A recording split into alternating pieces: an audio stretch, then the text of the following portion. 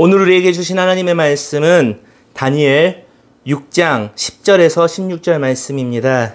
다니엘이 이 조서에 왕의 도장이 찍힌 것을 알고도 자기 집에 돌아가서 윗방에 올라가 예루살렘으로 향한 창문을 열고 전에 하던 대로 하루에 3번씩 무릎을 꿇고 기도하며 그의 하나님께 감사하였더라. 그 무리들이 모여 다니엘이 자기 하나님 앞에 기도하며 간구하는 것을 발견하고 이에 그들이 나아가서 왕의 금령에 관하여 왕께 아뢰되 왕이여, 왕이 이미 금령에 왕의 도장을 찍어서 이제부터 30일 동안에는 누구든지 왕 외에 어떤 신에게나 사람에게 구하면 사자굴에 던져 넣기로 하지 아니하였나이까 하니 왕이 대답하여 이르되 이 일이 확실하니 메대와 바사에 고치지 못하는 규례이라 하는지라. 그들이 왕 앞에서 말하여 이르되 왕이여, 사로잡혀온 유다 자손 중에 다니엘이 왕과 왕의 도장에 찍힌 금령을 존중하지 아니하고 하루에 3번씩 기도하나이다 하니 왕이 이 말을 듣고 그로 말미암아 심히 근심하여 다니엘을 구원하려고 마음을 쓰며 그를 건져내려고 힘을 다하다가 해가 질 때에 이르렀더라.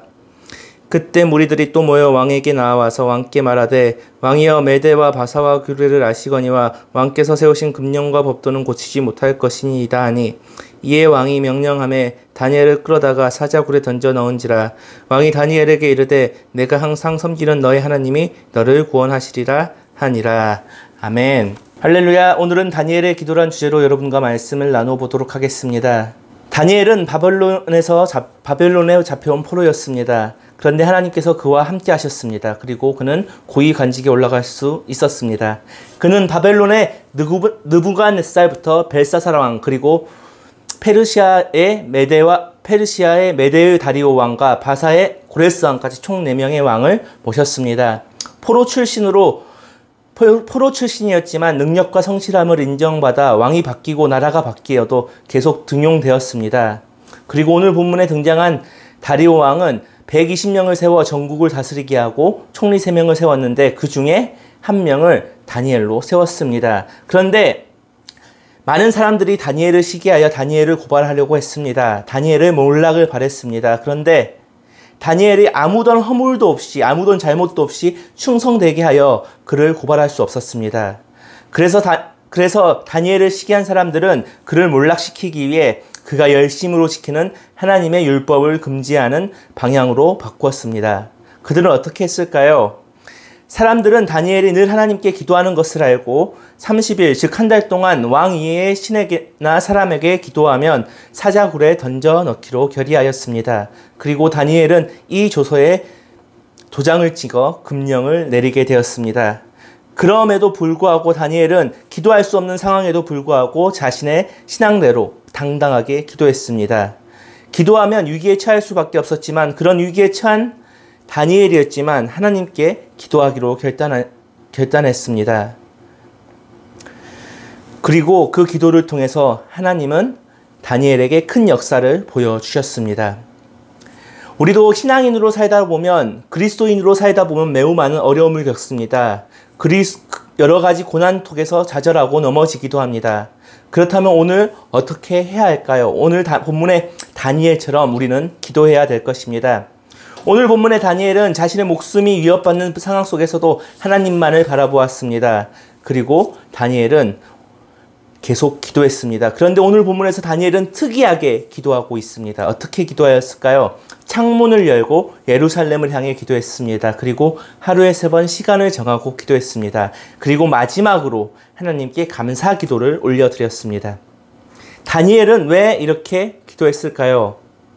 다니엘 그 안에는 놀라운 하나님의 계획하심들이 있기 때문입니다.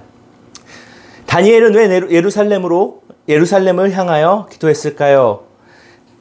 하나님의 뜻을 구하기 위해서입니다. 열왕기상 8장을 보면 솔로몬의 기도가 있습니다. 그런데 이 기도를 살펴보면 포로 생활을 대한 것, 이스라엘 백성들이 포로 생활할 것을 이미 예언하고 있습니다. 그리고 솔로몬은 이렇게 기도합니다. 포로 생활을 하고 있는 이스라엘 백성들이 예루살렘의 성전을 향하여 보고 기도할 때 하나님께서 건져달라고 기도하고 있습니다. 다니엘이 예루살렘을 보고 기도하고 있었던 것은 이스라엘의 회복을 위해 기도하고 있었던 것입니다.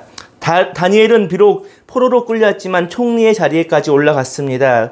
큰 걱정 없이 살 수 있었습니다. 그럼에도 불구하고 그는 이스라엘의 회복, 예루살렘을 향한 그 성전을 향한 마음은 변치 않았습니다. 또한 자신의 속한 그 민족의 회복에 대해 끊임없이 생각하였습니다. 그렇기에 그는 솔로몬이 올린 기도를 기억하며 또한 예레미야 선지자가 예언한 70년의 포로 기한을 생각하며 이스라엘의 회복을 기원하며 예루살렘을 바라보며 기도했던 것입니다.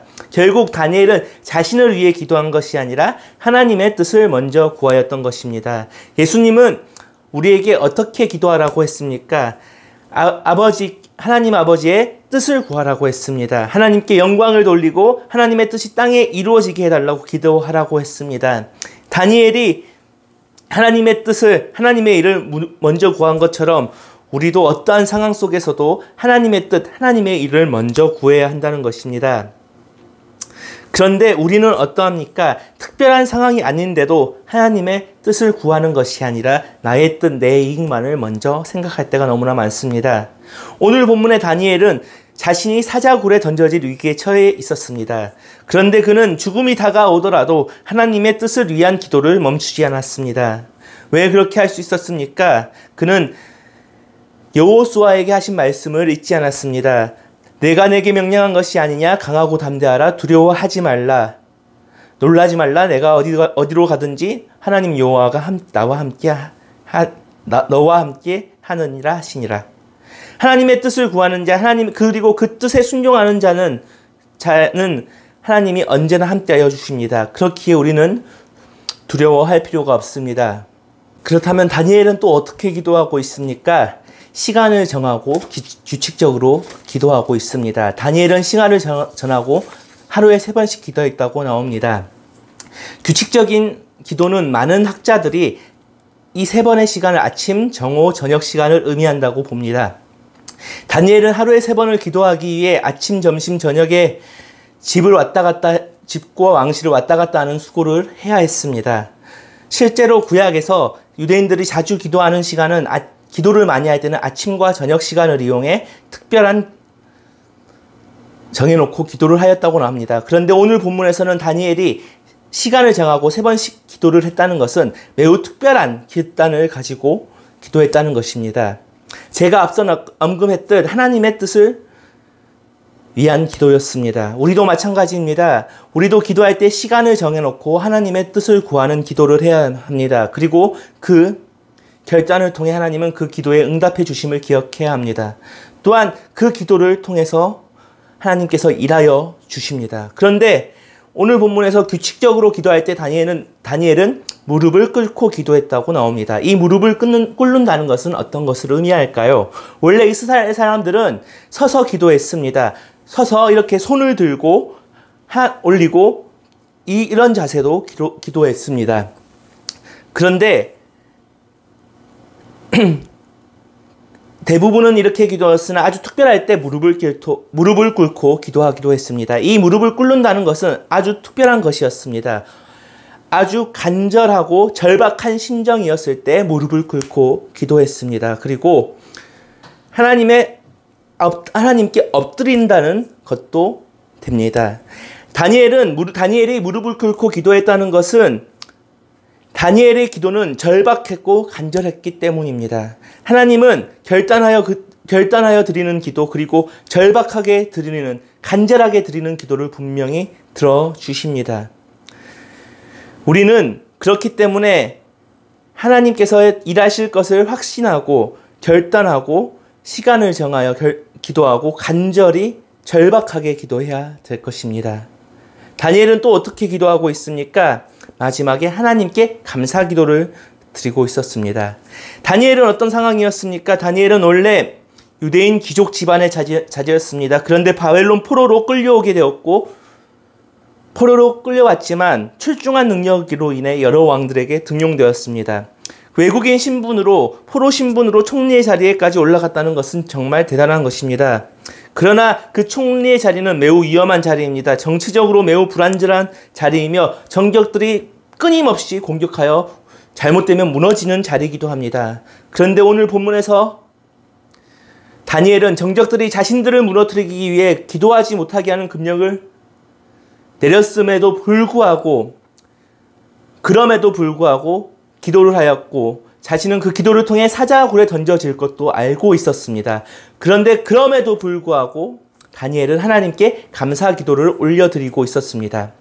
우리도 마찬가지입니다. 우리도 어떤 상황에서도 하나님께 감사 기도를 올려드려야 합니다. 그것이 그리스도인이 해야 될 일입니다. 바울은 이렇게 말합니다. 하나님께 기도할 때 중보 기도를 하고 감사를 하라고 이야기합니까? 감사를 하라고 이야기합니다. 왜 그리스도인들은 감사해야 합니까?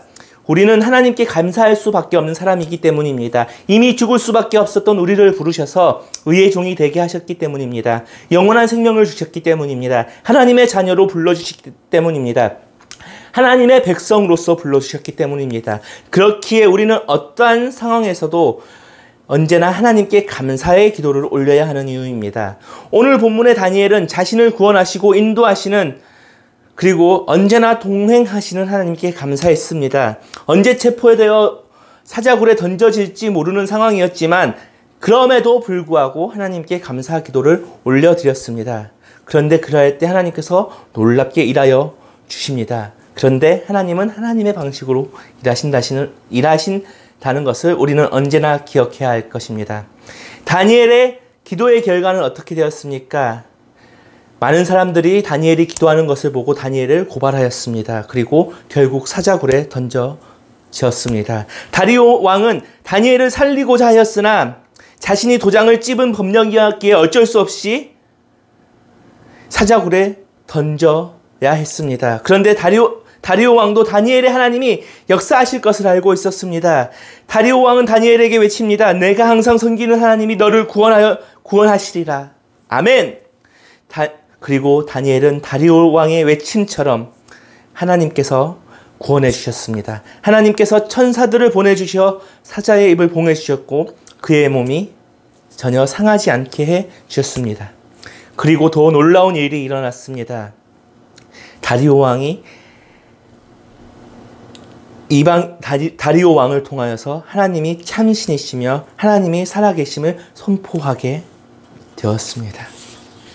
오늘 본문에서 다니엘에게 위기가 찾아왔습니다. 그렇지만 그 위기는 축복으로 변하였습니다. 살아난 다니엘을 본 다리오 왕은 다니엘을 고발한 자들을 사자굴에 넣고 다니엘이 믿는 하나님을 찬양하였습니다. 다니엘은 어떻게 그 위기를 축복으로 바뀌었습니까? 바로 기도였습니다. 다니엘은 기도로 위기를 축복으로 바꾸었습니다. 그렇듯 하나님의 자녀인 우리는 언제나 하나님을 의지하고 하나님의 뜻을 구하여야 합니다. 그리고 하나님께 간절히 기도하며 하나님께 감사 기도를 올려야 합니다. 그럴 때 하나님께서도 그러한 우리들의 모습을 보시고 우리들에게 하나님의 놀라운 일들을 허락하여 주실 것입니다.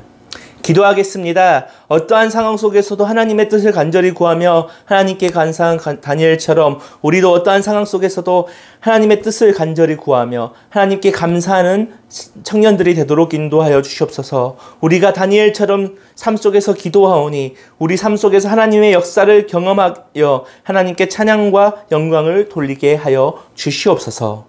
예수님 이름으로 기도합니다. 아멘.